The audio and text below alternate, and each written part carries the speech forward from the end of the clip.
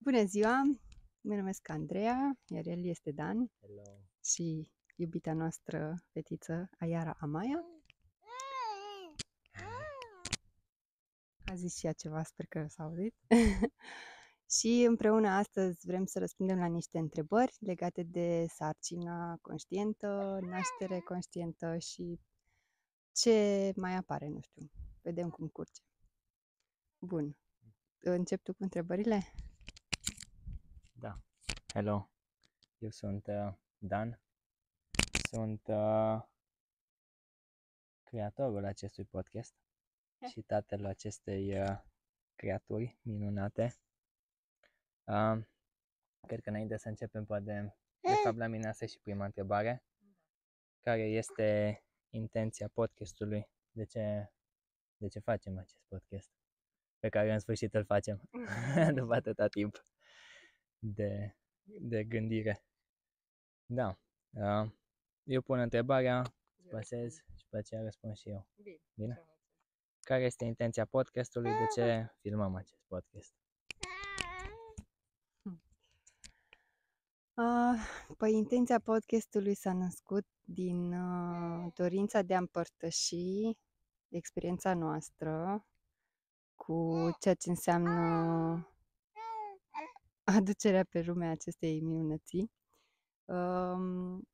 Mai zi o dată care este intenția și de ce facem? Da. Da.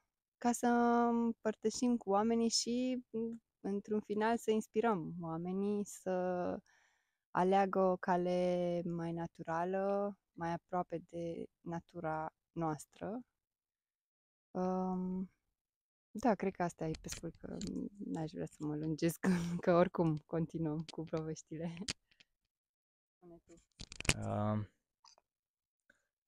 Eu simt că dacă fiecare om ar împărtăși experiențele lui, nu ar mai exista întrebări fără răspunsuri. Adică toate întrebările pe care le-am avut și noi sau pe care le avem sau care există în timp și în spațiul nostru, ar primi un răspuns ascultând experiențele celelalte persoane. Sigur, din experiența aia sunt convins că cel puțin o întrebare ți-ai răspunde legat de sarcină, legată de construcții, legat de mașini. Cu cât împărtășim mai mult, cu atât ne extindem perspectiva și ne răspundem noi întrebărilor pe care le avem. Deci cumva asta ar fi un motiv. De ce îl facem, în special pe ăsta legat de naștere, a spune că eu cel puțin simt că ar aduce foarte multă claritate în spațiul ăsta legat de trecerea dintr-o dimensiune în alta și intenția mea personală este să transmit încredere și putere prin propria noastră experiență oricărei persoane care alege să-l asculte, să ne vadă. Da, punct aici, trecem la următoarea. Facem una. Bine, perfect. Super. Prima mea întrebare este cât de greu sau ușor ți-a fost să îți intri noul rol de tată? Și în paranteză am scris prin ce a fost nevoie să treci ca să ți-l asumi pe deplin. Mamă. #mamă, adică hashtag sau slash. Da. Cât de greu, cât de ușor. Nu pot să zic că a fost nici greu, nici ușor, ci mai mult provocator la început, cel puțin. Cumva mă situam între a integra decizia și a fi împăcat. În același timp aveam foarte multe frici sau gânduri care mă speriau, dacă nu o să mă descurc, cum o să arate un tată, cum o să fiu ca tată, dacă o să avem suficient, dacă nu o să avem suficient. Atunci venea mână în mână. Dar îmi aduc aminte că pe cum creștea burta, îmi dădeam seama că devine real. La început, bineînțeles, pentru mine nu era decât o informație. Ok, o să avem un bebe. Intuiam că la femeie e mult mai directă conexiunea, deoarece crește în corpul tău, se dezvoltă în interiorul tău și atunci nu ai cum să nu îl simți. Și la bărbați sunt sigur că există, odată ce ai trecut de bula asta mentală, te poți conecta cu bebelușul direct, dar la început era procesarea de informații, observarea de gânduri, de emoții, până când, da, a devenit un moment, nu știu, poate să zic așa, după vreo 3-4 luni, când a început să apară burta și după aceea să se simte primele mișcări din interior, cumva atunci a fost momentul când a devenit real pentru mine. Deci da, a fost provocator la început, mai mult pe plan mental, după care provocarea s-a mutat pe plan fizic, în care am început să ne pregătim spațiu, să ne pregătim pe noi, să ne pregătim corpul nostru. Da. Cum a fost la mama? Predăm legătura. Pentru mine rolul de mamă a fost așa un lucru pe care mi-l doream de mult timp, aș zice de mică, nu știu, cumva eu, uitându-mă înapoi, când eram mică și mă jucam cu jucării, nu mă jucam cu păpuși, mă jucam cu mașini, dar dacă mă jucam cu păpuși, erau păpuși bebeluși. Și îmi plăcea să fac rolul ăsta de mamă, fiind și sora mai mare, cumva mi-era ușor să intru în rolul ăsta, să am grijă. Și aș spune că în prima fază a fost ușor, pentru că mi-am dat seama că îmi doream asta și în sfârșit se materializa. Au venit cu multe provocări în sensul de schimbarea corpului fizic în sine. Nu mai puteam să fac aceleași lucruri pe care le puteam face înainte, dar în același timp, adică mișcarea devenea mult mai grea, cel puțin în ultimul trimestru mi-aduc aminte că mă mișcam destul de greu. Cu toate astea am continuat să fac sport, ceea ce a fost foarte important pentru mine, pentru corpul meu. Dar mai cu seamă rolul de mamă m-a izbit în momentul în care m-am văzut cu copilul în brațe și eram ok, ce fac acum? Și clar, instinctiv știi ce ai de făcut, dar apar tot felul de provocări, cum a fost, de exemplu, pentru mine alăptarea, atașarea ei corectă la sân, care să nu-mi provoace dureri.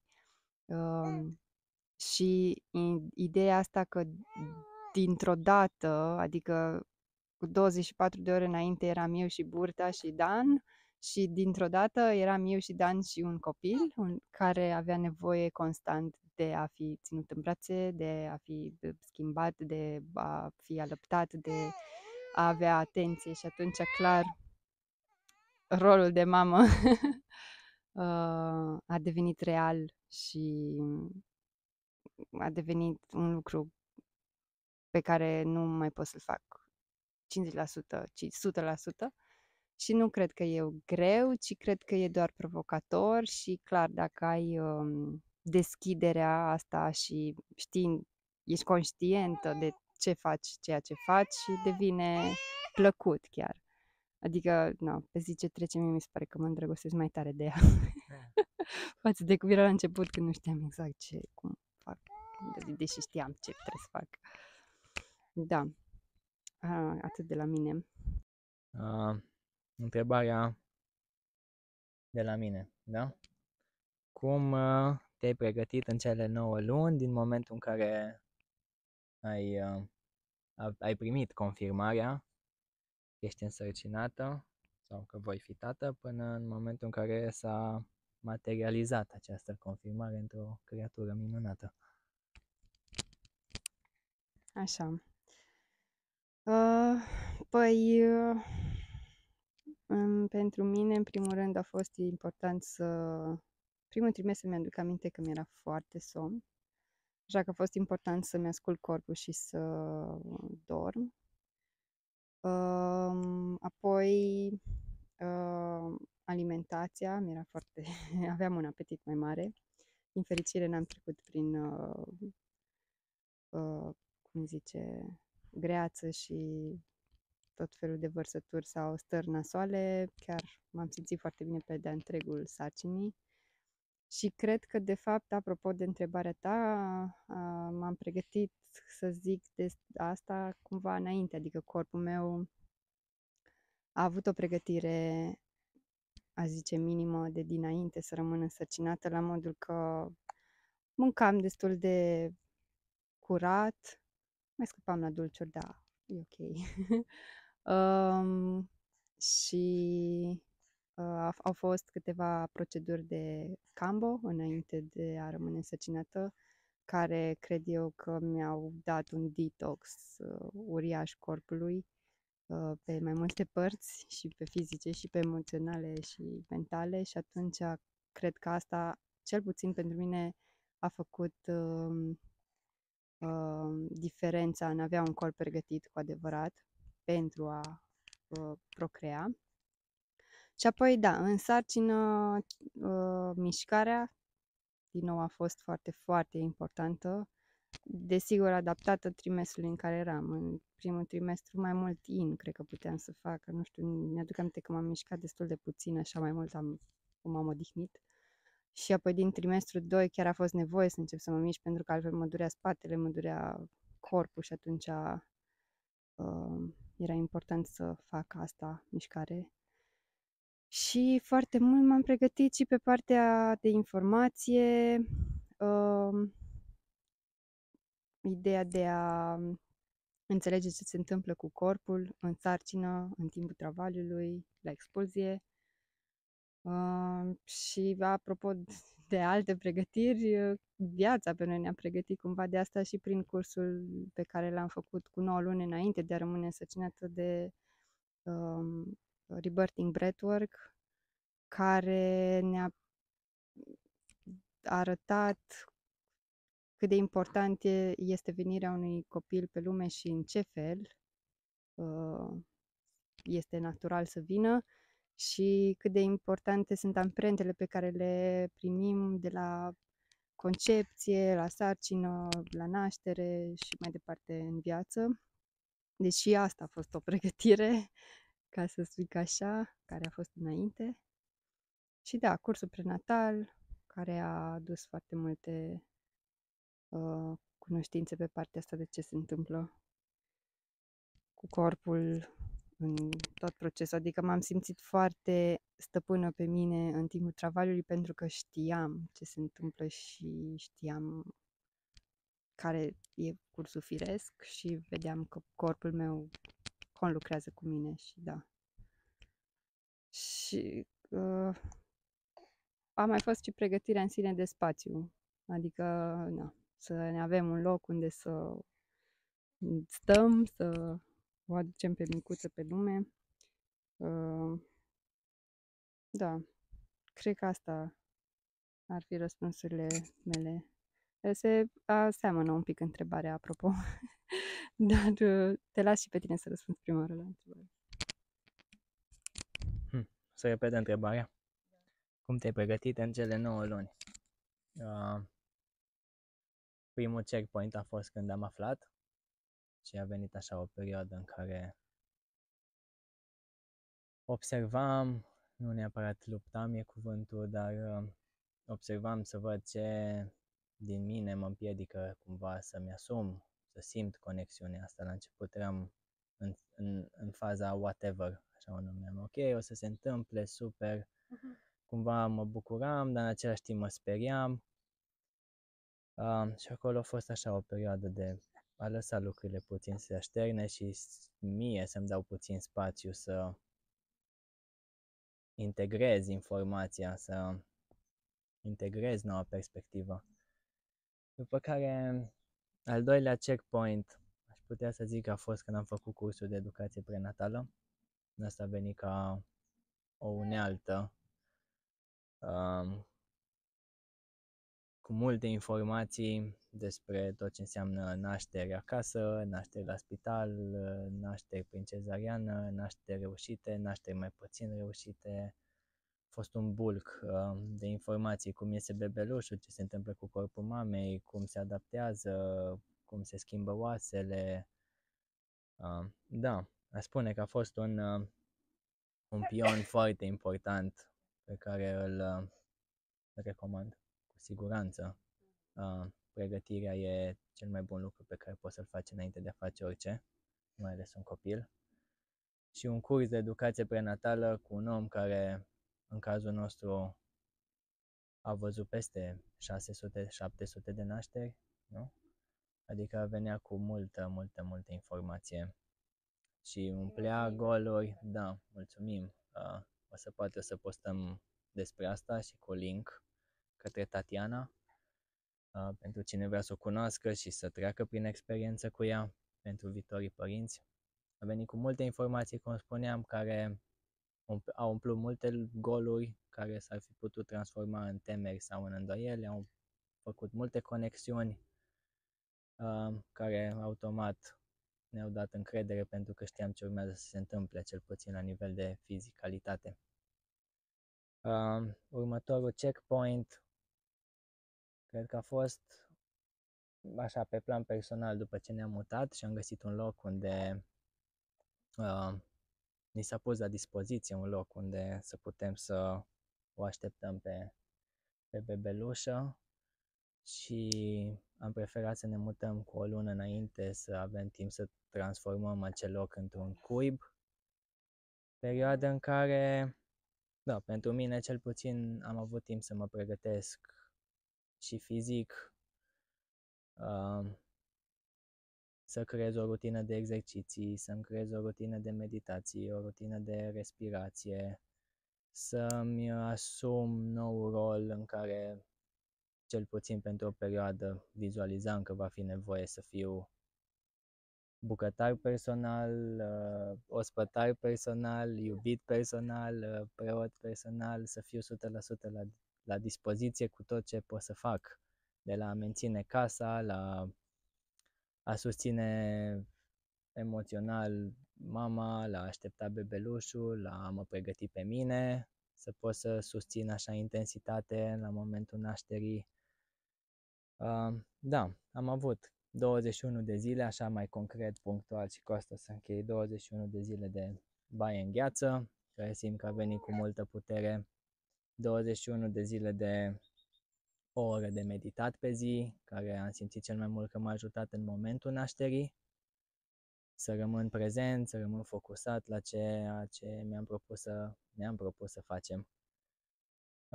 Da, și pregătirea spațiului e absolut esențială. Să știi că ai tot ce ai nevoie la îndemână și în orice moment când alege bebelușul, tu ești pregătit, locul în care ești pregătit și atunci nu văd ce poate să nu meargă, nu văd ce nu poate să meargă bine.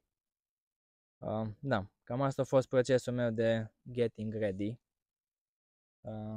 Spasesc ție pentru următoarea întrebare. Nu ne-am vorbit ce întrebări punem, să știți.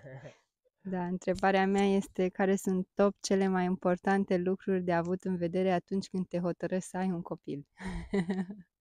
Care cumva se seamănă. Da. Hai să facem top 5. Hai, top 5 cele mai importante lucruri de avut în vedere atunci când te hotărăști să ai un copil. Tot eu. Păi da, că eu am pus întrebarea. Top 5. Păi, top 1.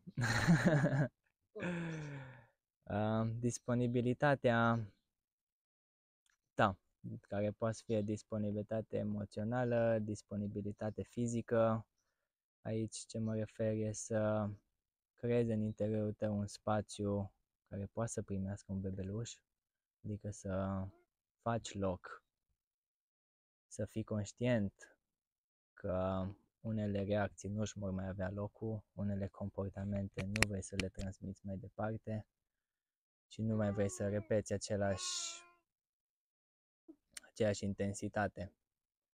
Și atunci te pregătești, lucrezi sau, da, cumva elevezi comportamentele care simți că nu mai ieșeau locul în noua ta identitate de părinte.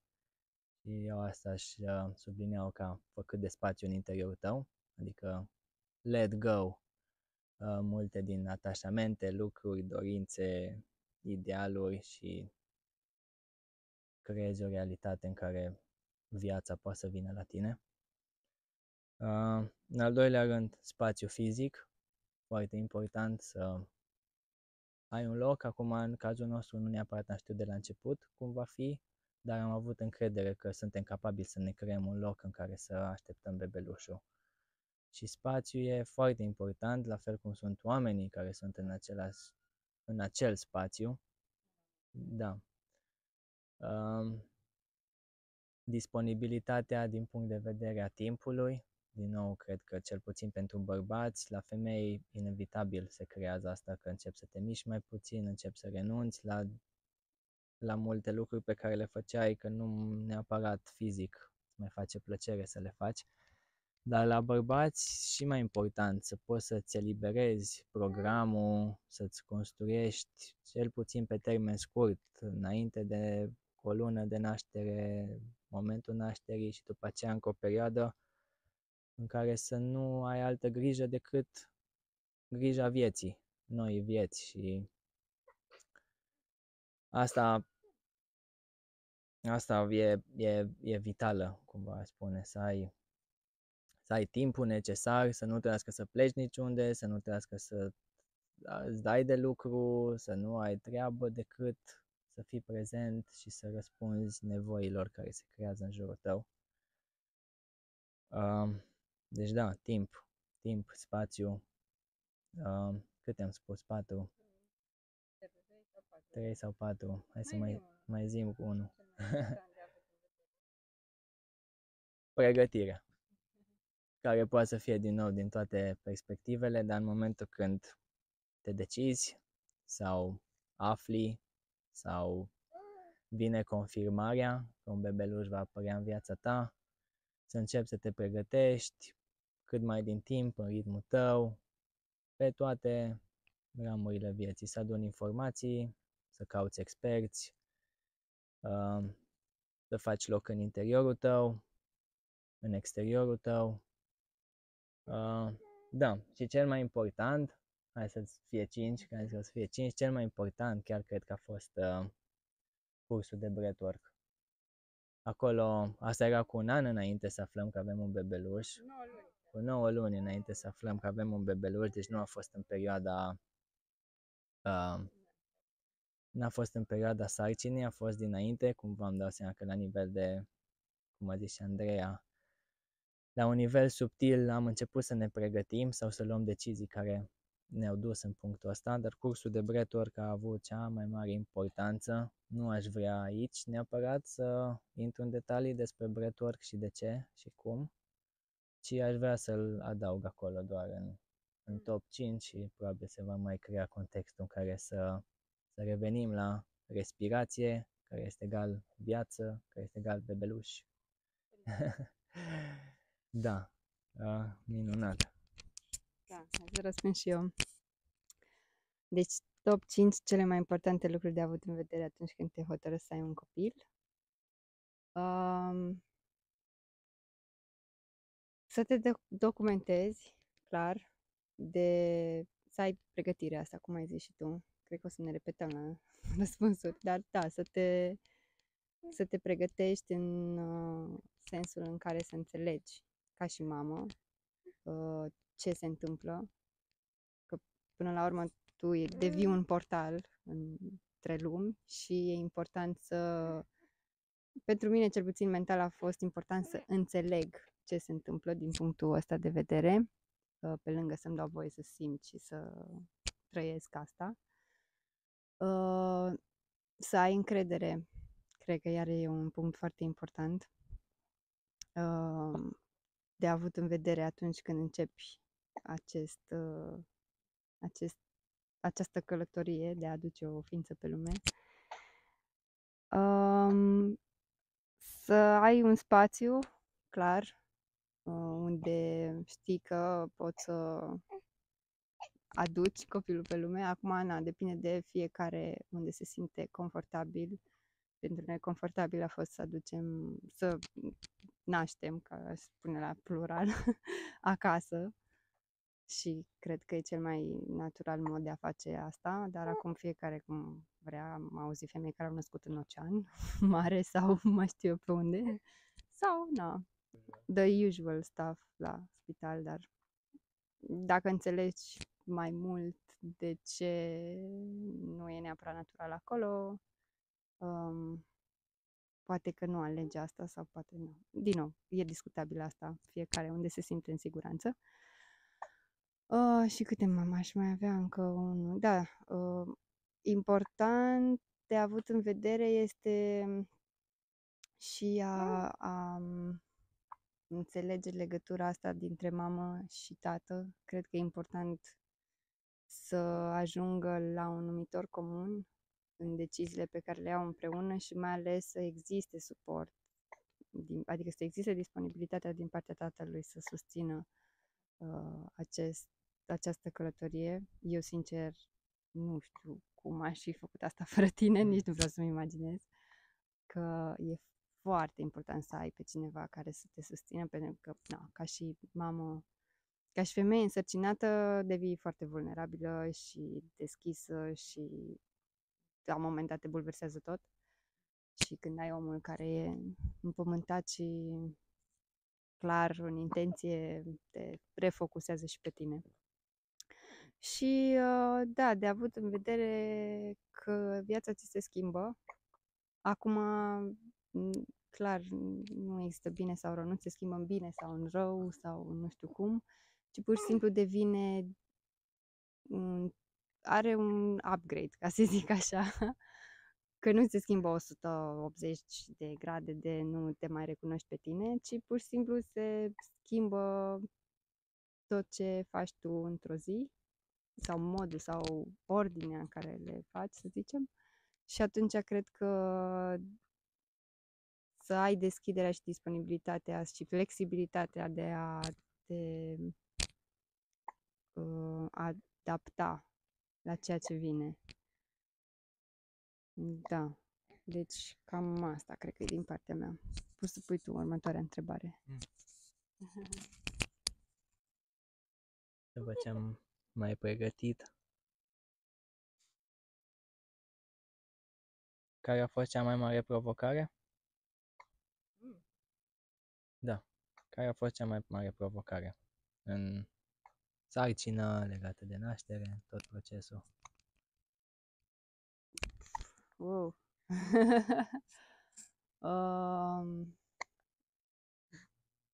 În legătură cu sarcina, cred că cea mai mare provocare a fost să rămân centrată pe ideea că îmi doresc un parcurs natural și să nu mă defocusez, să mă ia capul că trebuie să fac nu știu câte analize și nu știu câte ecografii și că trebuie să mă caut că nu sunt bine, când clar mă simt bine. Aia a fost, cred că, o provocare destul de mare în sarcină. Și o altă provocare ar mai fi fost ideea de a te menține focusată pe mișcare. Că ai zile în care te ridici ca o balenuță din pat și nu prea îți mai bine să faci nimic. Și automat, când începi să te miști, se schimbă starea, se schimbă cu totul simțirea în corp și da. Și la naștere, ca și provocare, să respir. Adică nu, de fapt provocarea era în sine de a rămâne focusată pe respirație, dar cumva tot ce aveam în jurul meu și dacă verbaliza, da, să respir sau nu, tot mi aduceam aminte de faptul că asta e cea mai ancora mea, trebuie să respir lung, conștient, profund, da, și să nu împing. Da, zi și tu. Cea mai mare provocare. Aș împărți-o în două, cumva așa la nivel personal, ce am simțit în interiorul meu, că cea mai mare provocare a fost să nu repet pattern-ul tatălui absent, cu toate predispozițiile, comportamentele și emoțiile cu care vine această bulă la pachet și să accept că eu sunt cel care la mine se termină, cel puțin pe linia mea de comunicare, se întrerupe acest program sau această predispoziție în care bărbații nu își asumă, tații în special, nu își asumă acest rol și această parte din creație.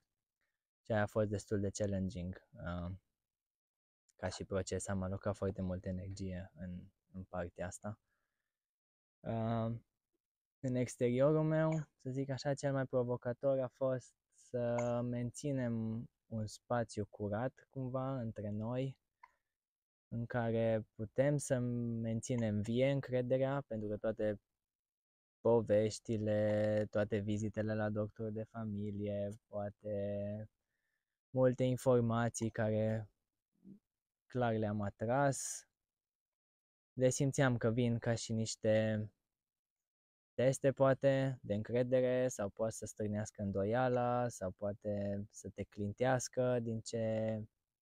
Și atunci constant cumva trebuia să ne reconectăm cu intenția noastră, cu încrederea din noi, cu puterea din noi și să ne readucem aminte că putem să facem asta și nu-i nimic deosebit și nu are nevoie de atâtea artificii, teste, vizite, controle, decât de încredere și prezență. Și atunci, da, de multe ori poate am ajuns să creăm tensiuni între noi pentru că ajungeau tot felul de informații, aici se întâmpla o perspectivă, aici se întâmpla altă perspectivă și atunci până armonizam cele două perspective au fost momente de tensiune, dar da, care tot așa, cu atenție, cu comunicare, cu reîntoarcere la ce facem și de ce facem, am reușit să păstrăm un spațiu curat în care bebelușul se poate să vină fără grijile din jurul nostru pe care le auzeam constant, cumva, cum se apropia momentul nașterii. Da, astea au fost așa provocări inside, outside. Îți pasezi ție, poate, să mai ai întrebări? Da, bun. Următoarea întrebare, apropo de ce ai răspuns, cât de mult contează să fii avut un exemplu patern în viața ta? Și poate că la mine s-ar pune ca și matern, să zicem. Da. Bună întrebare. Multă vreme am considerat că e foarte important să ai un exemplu de bărbat în viața ta cu care să crești. Hei, Lelica, care să te inspire. Hai, stai aici. Multă perioadă cât consideram asta, cumva mă simțeam frustrat că nu a existat în viața mea acest exemplu și că de ce eu nu am avut acest exemplu. După a fost un shift în percepția mea în care m-am bucurat că nu am avut acest exemplu, că mi-am dat seama că putea să fie un exemplu nașpa, e un cuvânt, sau poate fi un exemplu, adică cunosc foarte multe situații, scenarii în care exemplu patern a fost prezent, doar că într-un mod disfuncțional, să zic așa, și atunci mi-am dat seama că într-un fel mai bine că nu a fost și că am eu posibilitatea să creez dintr-un spațiu de neutralitate această figură paternă sau în viața bebelușului, adică nu am fost influențat nici pozitiv, nu am fost influențat nici negativ. Clar, la un nivel subtil, lipsa tatălui se simte, oricât de bucuros am ajuns eu să fiu că nu am avut un exemplu nașpa, dar da, e important, e mai puțin important, cred că de fapt ce contează cel mai mult e ca fiecare bărbat, indiferent de exemplu patern pe care l-a avut, să își asume acest proces și să-și dea seama că el poate crea orice versiune a tatălui și poate să devină cel mai potrivit tată pentru bebelușul lui atunci când o face conștient și o face asumat și atunci nu mai are relevanță așa de mare ce a fost înainte, pentru că e total altceva care elevează tot ce a existat înainte. Bun, mai puțin bun, bla bla bla. Deci, da, cred că, cred că asta e situația mea. Te las pe tine să răspunzi. Da, cumva când am scris întrebările, am zis că fiecare pentru celălalt, dar apoi ne-am gândit că ar fi fain să răspundem unul pentru și noi la întrebările noastre. Așa că, transformând întrebarea, poate cât de mult contează să fie avut un exemplu matern în viața mea, pot să spun că pentru mine mama chiar este un exemplu și mama lui este un exemplu că a reușit să facă lucrurile singură. Și în egală măsură și cumva și mama, într-un fel. Bine, primele 2 săptămâni a ajutat-o bunica, dar după aia tata a fost plecat la muncă în mare parte din zi, deci tot singură s-a descurcat și din nou. Am foarte mult respect pentru femeile astea că au reușit să facă lucrurile astea așa. Nu-mi imaginez cum. Dar cred că exemplul în sine al mamei, care a fost o mamă foarte caldă, calmă,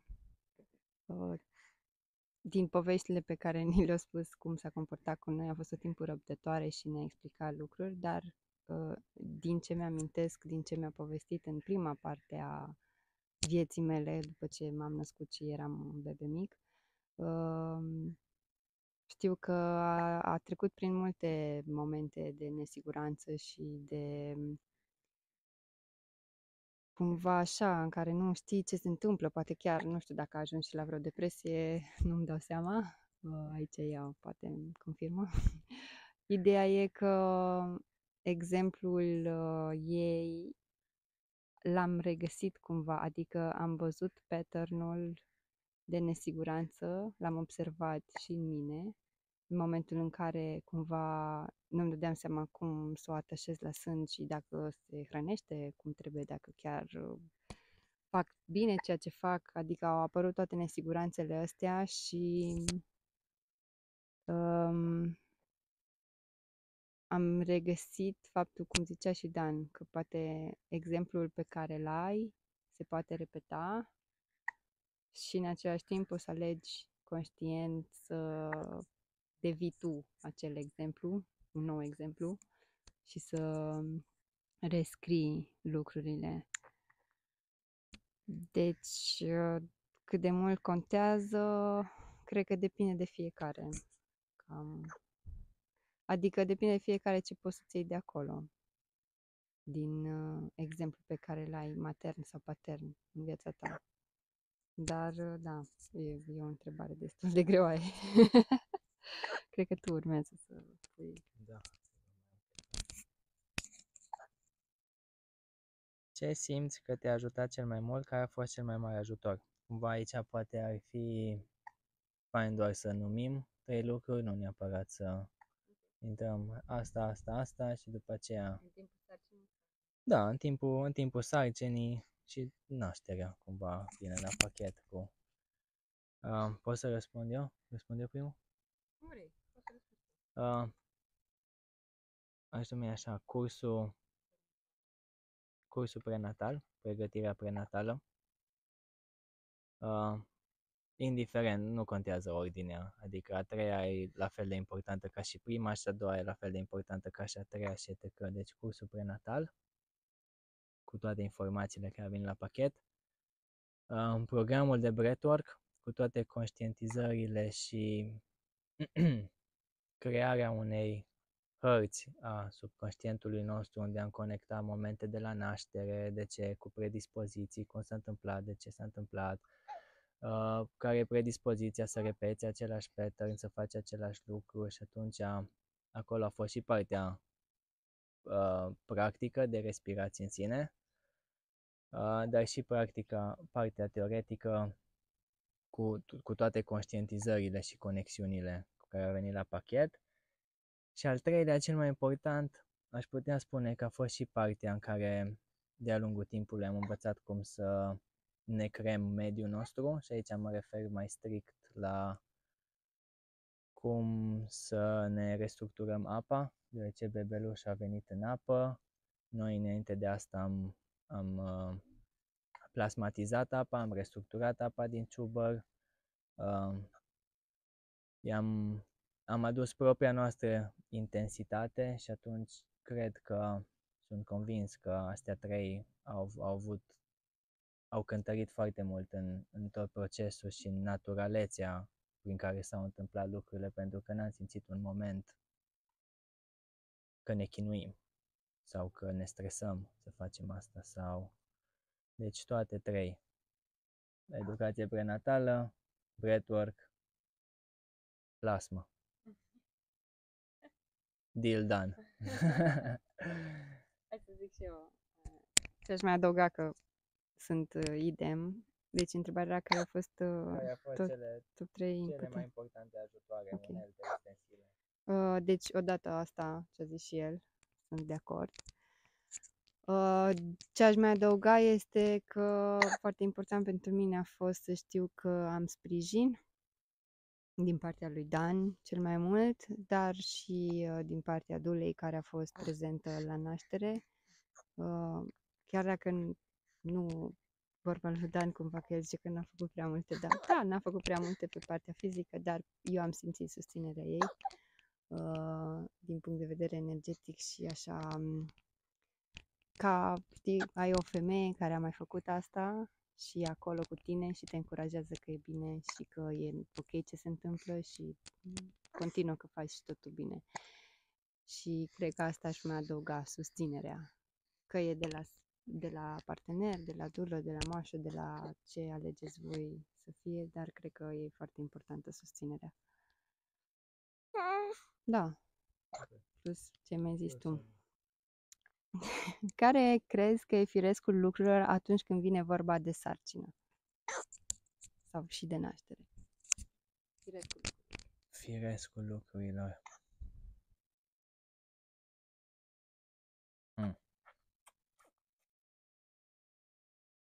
Cât mai puțină intervenție ar fi un lucru pe care l-aș puncta, adică să-ți bagi coada unde nu-ți fierbe oala cât mai puțin. Adică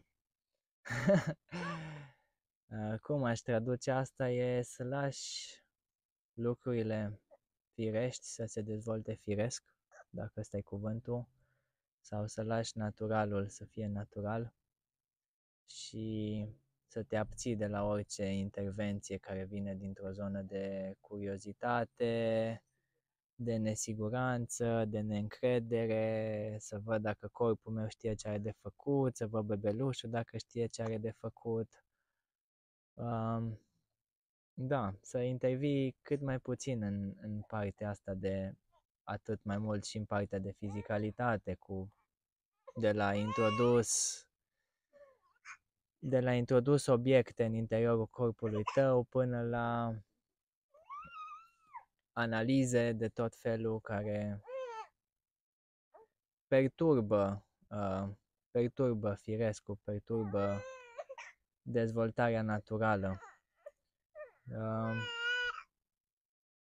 De obicei pentru mine, când îmi pun o întrebare aici legată de nașteri, dar poate în general ce ar fi cel mai natural sau cel mai organic de făcut, de obicei mă uit în jurul meu să văd celelalte ființe,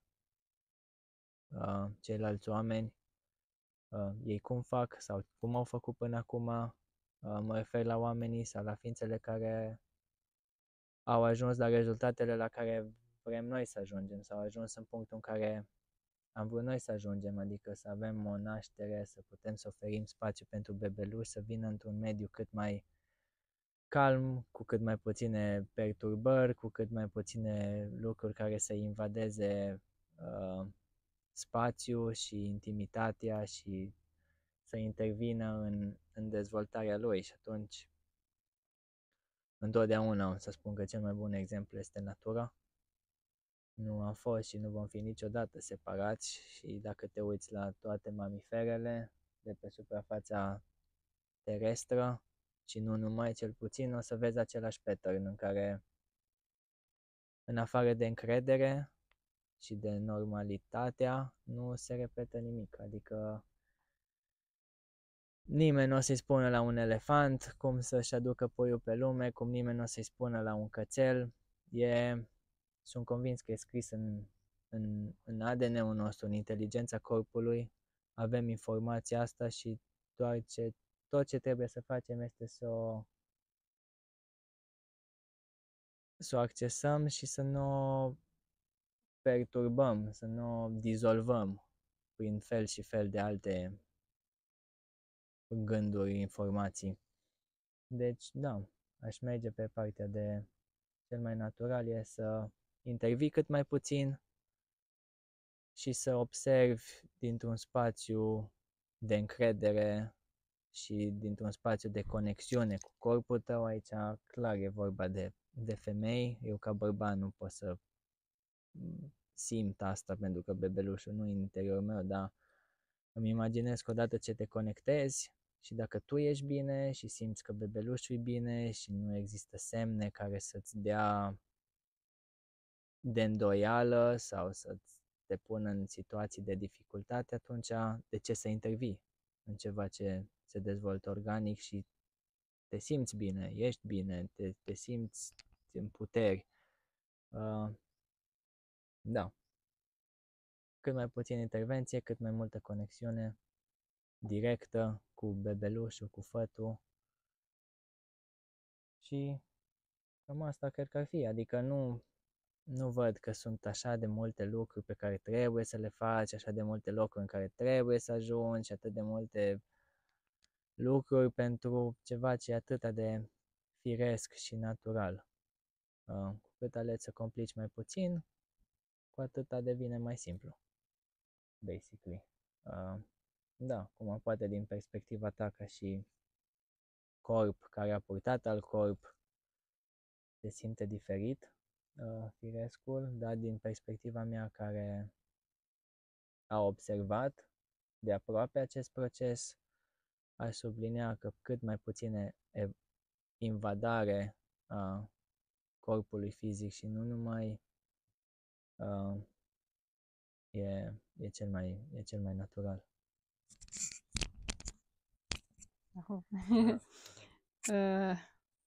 Da, sunt de acord cu tine. Ce aș mai adăuga aici, la firescul lucrurilor, mai ales ceea ce propune intervenția în sine, nu știu, analize și așa mai departe. Din nou, tu ca mamă ar trebui să-ți cunoști corpul, ce zic eu ar trebui, pentru că acum depinde de fiecare cât de conștientă este sau nu de corpul ei. Și automat atunci, dacă tu știi că ai o viață echilibrată, dacă știi că ai o alimentație echilibrată, știi că faci sport cu corpul tău, toate lucrurile astea, plus știi că ai încredere în corpul tău, în capacitatea corpului tău, pentru că este o inteligență. Am revenit, am avut o mică mare întrerupere, s-a prăjit telefonul la soare, dar am continuat. Spuneam despre firescul lucrurilor atunci când vine vorba de sarcină și povesteam despre faptul că e important să-ți cunoști corpul și automat dacă știi că ai o viață echilibrată, cred că poți să mergi pe încredere și să nu fie nevoie să intervii, să lași lucrurile să se întâmple firesc, natural, organic. Acum, fiecare e liber să decide pentru sine însăși, noi doar ne povestim experiențele noastre și cum a fost pentru noi firesc să se întâmple. Eu am avut nevoie de o siguranță la un moment dat, chiar spre aproape de final, în trimestru 3, am recurs la o tură de analize doar, care mi-au demonstrat că sunt în regulă și că totul e bine și de acolo n-au mai fost alte intervenții în sine. Dar cred că nu e necesar să intervii atât de mult, ci să lași firescul să se întâmple, la fel cum povestea și Dan în natură. Nu-i zice nimeni la elefant cum să o facă sau la câine sau mai știu eu, la balene, de exemplu. Da. Mai vrei să mai adaugi tu ceva despre firescul lucrurilor? Da. Și ea vrea. Hei.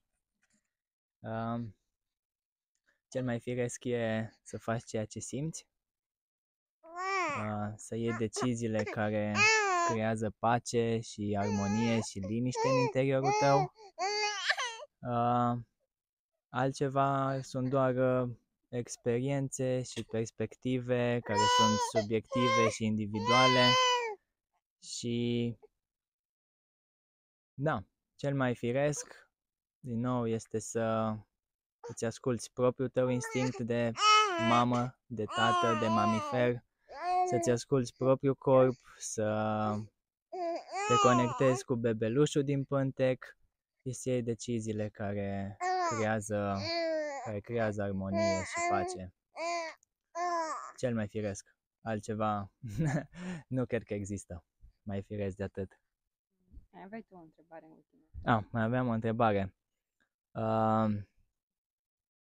O conștientizare profundă care a rămas cu tine din toată această perioadă de la concepție la naștere.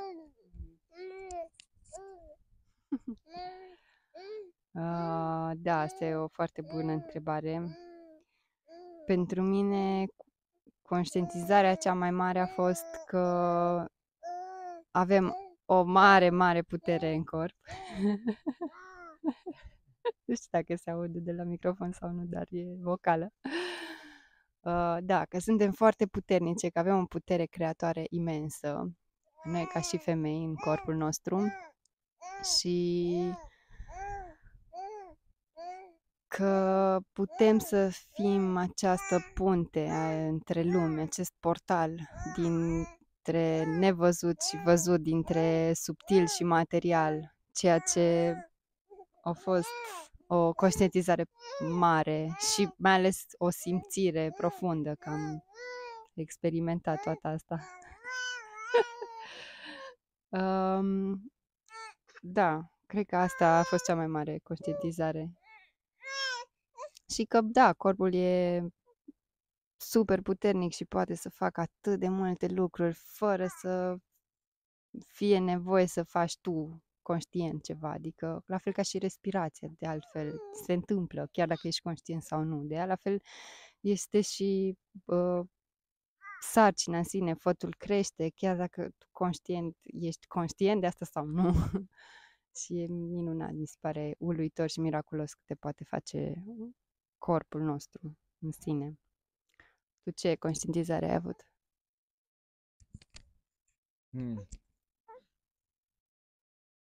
Cea mai de lungă durată, să zic așa, care încă au fost multe conștientizări și momente de aha și de înțelegere, observând tot acest proces magnific, dar care a rămas cu mine și o mai contemplez și o împărtășesc de fiecare dată când am oportunitatea, este faptul că viața nu are plan. Da, viața are 0 planuri. Noi suntem cei care avem posibilitatea și oportunitatea să creăm unul sau mai multe planuri,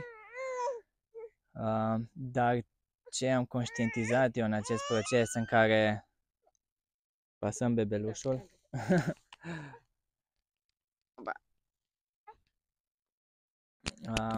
da, ce am conștientizat eu este că cu cât creăm mai multe planuri, planul A, planul B, planul C, planul X, Y și așa mai departe, cu atât energia noastră merge în mai multe direcții și atunci este greu să te focalizezi doar pe o singură direcție, pe o singură intenție, deoarece îți împrăștii energia în toate aceste planuri care nu își au niciun sens, pentru că, din nou, repet, viața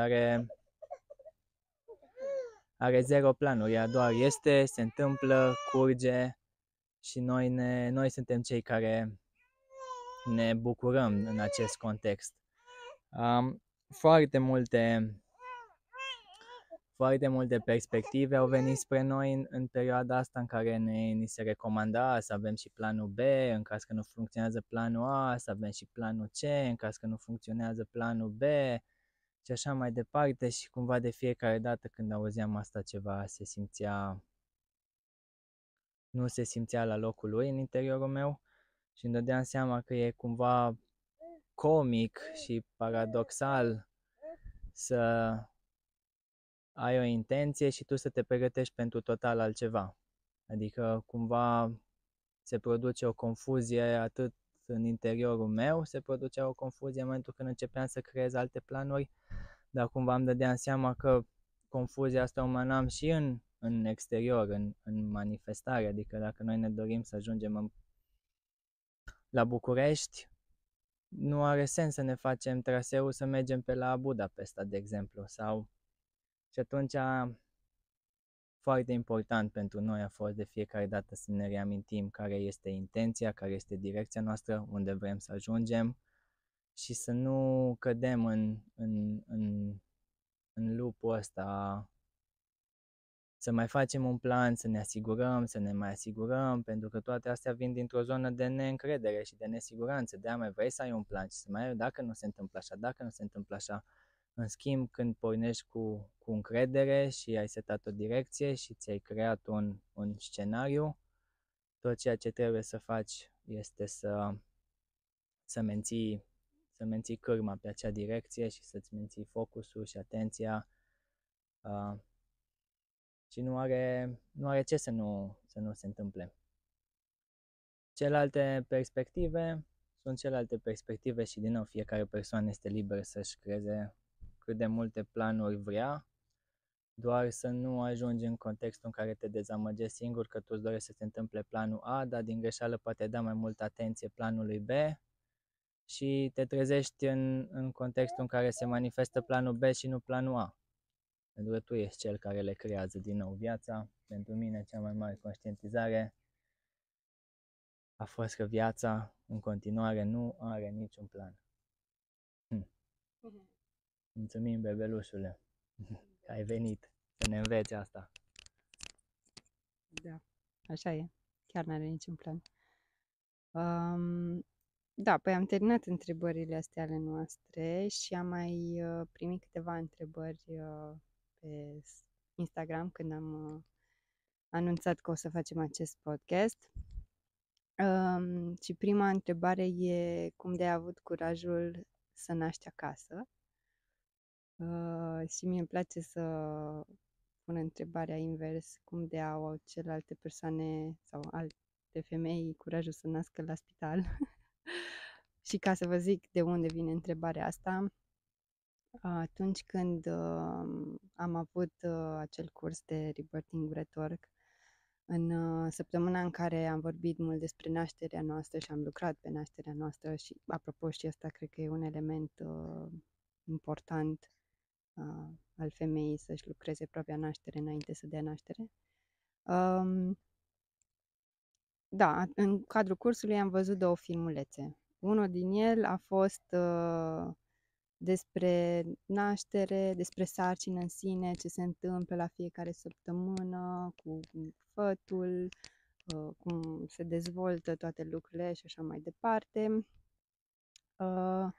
Și la finalul filmulețului era și nașterea în cadrul unui spital cu toate procedurile aferente în spital, în sine când a născut copilul, l-au luat, l-au pus pe masă, au tăiat repede cordonul, au băgat chestii în nas, în gât, whatever. Nici nu mai știu exact, știu doar că m-a marcat atât de tare momentul ăla când ne uitam la filmuleț, încât eu am început să plâng și mi-am dat seama că ok, așa nu, pentru mine asta e exclus să experimentez.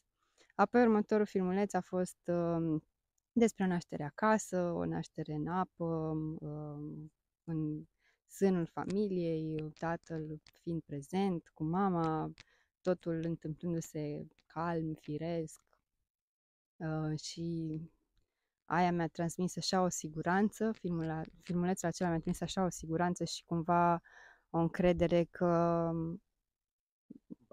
ăla e firescul pentru mine și așa aș vrea să se întâmple când se va întâmpla, că din nou viața n-are plan, nu aveam niciun plan atunci să rămân însărcinată, dar da, conștientizările acelea din cadrul cursului m-au făcut să îmi găsesc curajul în mine de atunci, având decizia cumva luată că eu nu o să nasc la spital, eu îmi doresc să nasc acasă, cât mai organic, cât mai în ritmul meu, cât mai în intimitate.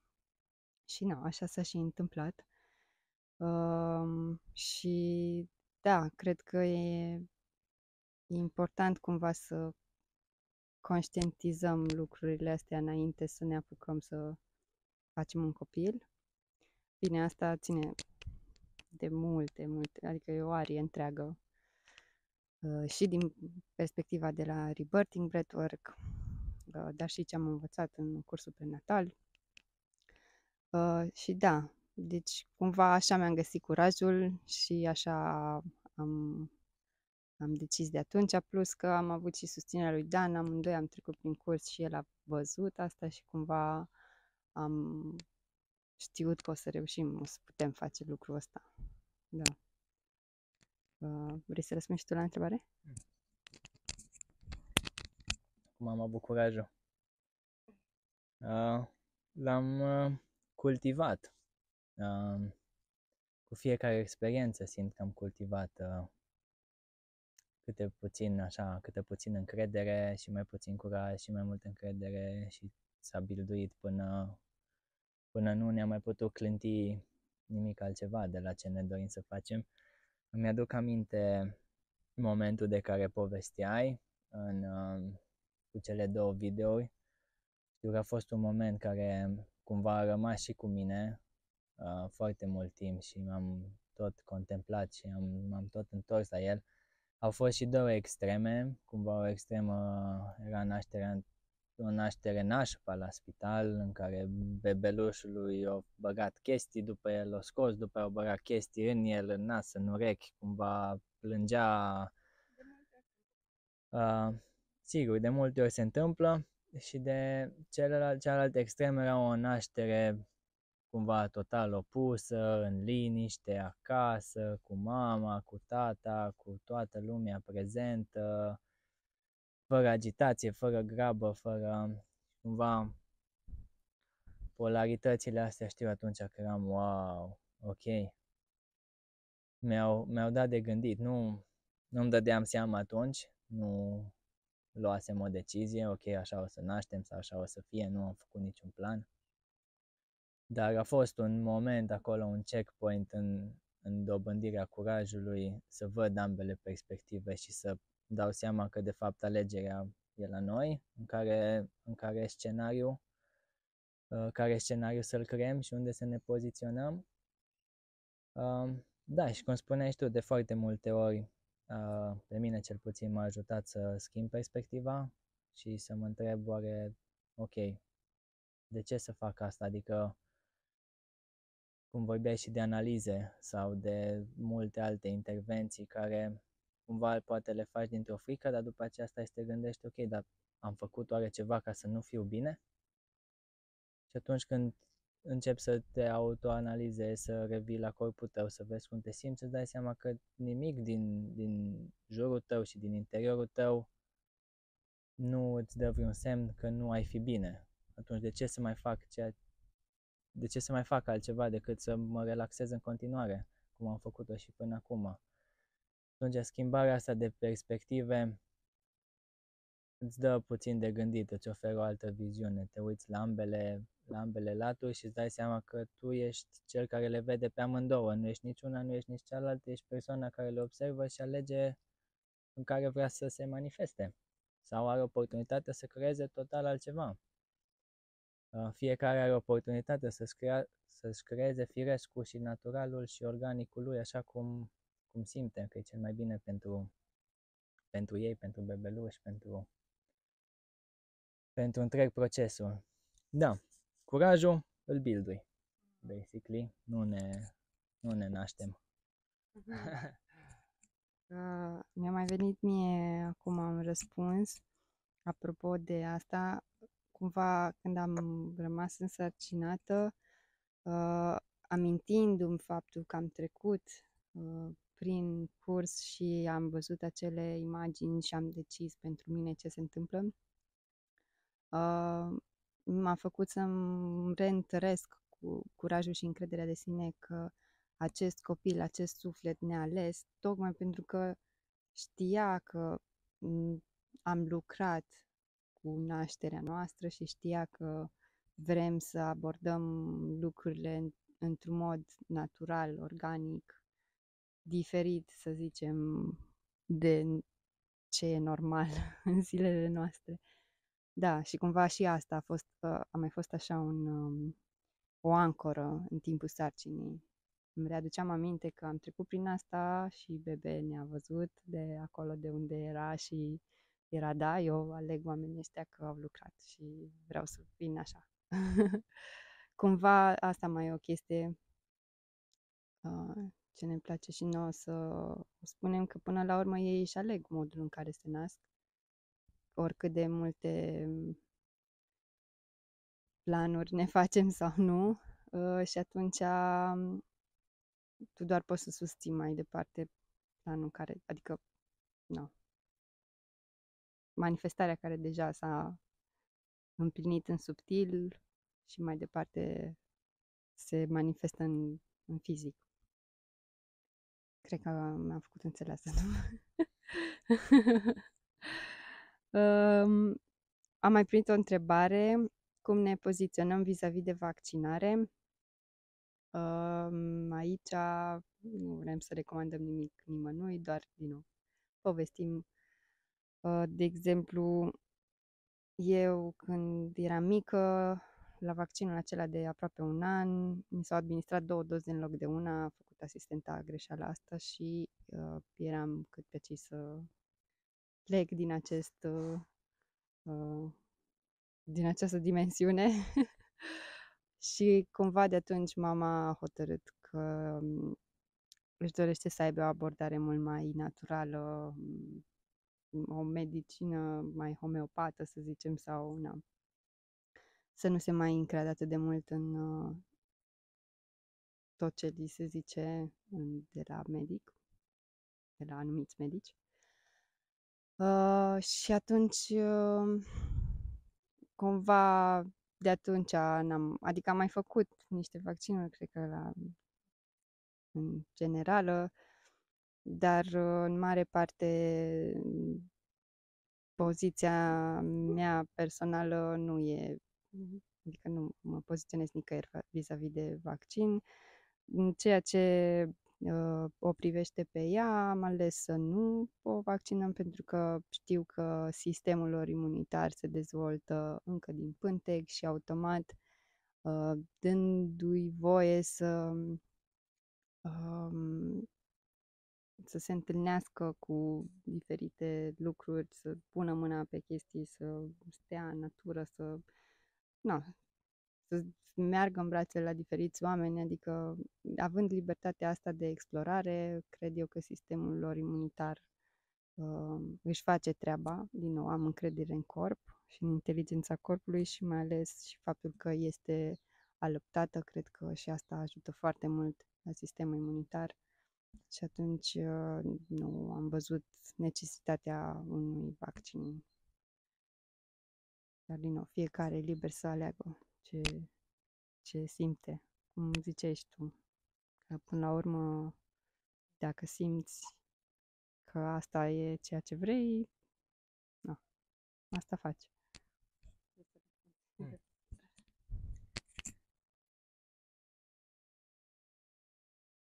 Eu personal nu sunt nici pro, nu sunt nici contra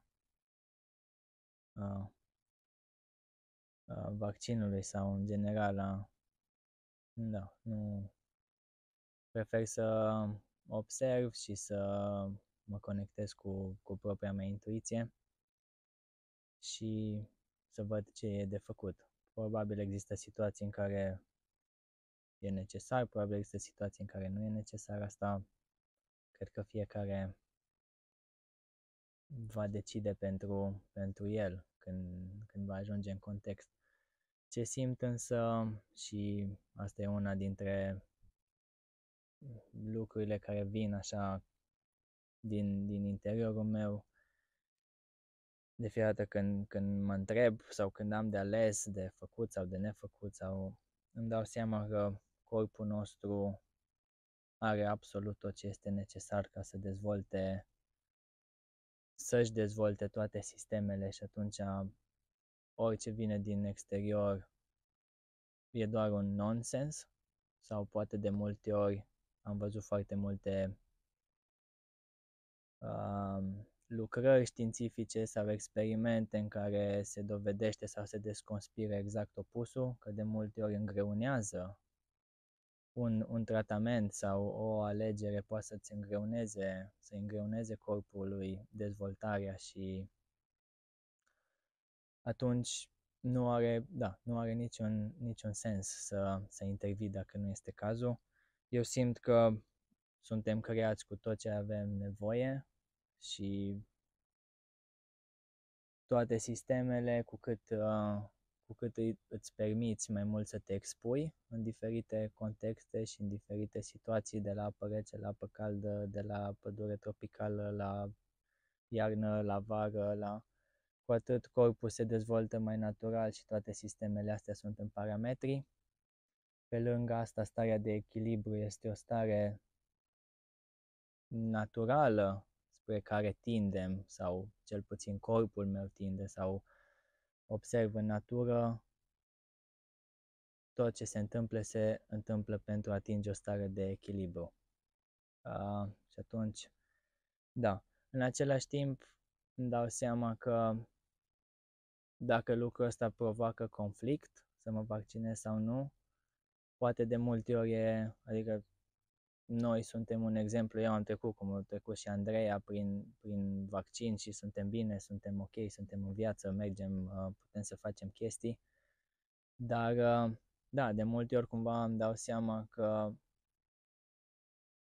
e mai greu să treci cu un conflict constant decât cu un vaccin, poate, și atunci, din nou, revin la aceeași perspectivă în care fiecare e liber să-și ia deciziile și să își creeze propriul lui firesc, care tinde spre armonie, spre echilibru, spre pace, fie că e cu vaccin, fie că e fără vaccin, atâta timp cât ești împăcat cu ce ai ales și cunoști consecințele acțiunilor tale, nu văd ce conflict să apară aici. Da, cam asta e poziția mea. Minunat. Da. Și ultima întrebare ar fi dacă putem să oferim mai multe detalii despre nașterea acasă, și cu ocazia asta vă zicem că o să urmeze un alt video, pentru că deja asta e destul de lung și o să urmeze un video special pentru nașterea acasă, tocmai pentru că pe mine m-a ajutat foarte mult să mă uit la alte nașteri acasă.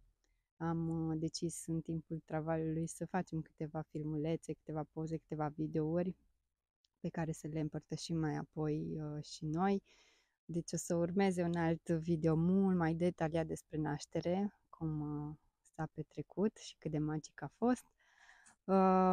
Dar, da, până aici sper că v-a plăcut, dacă ați ascultat până la final tot ce am povestit. Astea au fost așa niște întrebări pe care noi ni le-am pus așa din pură curiozitate și din a împărtăși cu oamenii perspectivele noastre. Și da, o să vă lăsăm în descrierea de jos unde ne găsiți, ce activități mai facem, poate retreat-uri, evenimente, și da, sper că v-a plăcut și că rămâneți în continuare abonați la canal ca să vedeți următorul video, care nu știm încă când se va filma, dar atunci când va fi. Mulțumesc, Dan! mulțumesc Bebe, mulțumim spațiului, mulțumesc telefonului care sper că a înregistrat de data asta până la final. Și mulțumim și vouă că vă uitați și că sunteți deschiși să ascultați alte perspective. Vrei să mai adaug ceva? Nu. Aștept cu nerăbdare să facem următorul video. Acolo avem și niște cadre pe care le-am filmat eu atunci în momentul ăla, de când a început Ravaliu și după aceea Dula a filmat și ea, când a ieșit Bebe și cumva vrem să le montăm împreună și să le împărtășim. De fapt, ce aș mai vrea să adaug, a venit acum, aș încuraja și mi-aș dori ca toată lumea să împărtășească poveștile lor, acum în contextul ăsta, da, despre nașteri, chiar dacă a fost la spital, chiar dacă a fost prin cezariană, chiar dacă a fost acasă, chiar dacă a fost așa, pentru că cu cât există mai multe împărtășiri, cu atât se văd mai multe perspective și cu atât va fi mai ușor pentru părinții pentru persoanele care urmează să fie părinți, să vadă și să simtă diferențele dintre scenarii și dintre contexte și cum s-a simțit și doar împărtășind cumva poți să ai acces dintr-o dată la atât de multe palete de emoții și de idei și de informații, pentru că altfel tendința este asta am observat la noi, este să repeți programul. Adică nașterea prin care ai venit, cumva aia o ai ca și, ok, așa trebuie să fie nașterile. Și atunci cu cât te deschizi mai mult și afli mai multe informații și studiezi un pic nașterea ta, dar studiezi și nașterea aia și aia și aia, poți să-ți creezi o idee mai completă despre ce experiență ai vrea să trăiești. Și atunci ar fi toate vizibile pentru toată lumea, cumva cu cărțile pe masă, on the table. Poți să alegi aia, știi că asta e experiența. Bineînțeles, fiecare persoană vine cu gradul lui cu touch-ul lui și în fiecare naștere are 0 planuri, fiecare moarte are 0 planuri și fiecare își aduce intensitatea lui și amprenta lui în acest proces. Cumva, dacă eu am reușit să-mi fac curaj, știu că e o zonă mai vulnerabilă, e o zonă mai intimă, poate, dar da, încurajez și susțin și o să distribui toate videourile și toate poveștile despre naștere care o să dau de acum încolo, să fie cât mai accesibile pentru toată lumea. Da, mulțumesc că facem asta împreună, mulțumesc că împărtășim, mulțumesc că oferim. Așteptăm următorul vlog, de unde va fi și când va fi.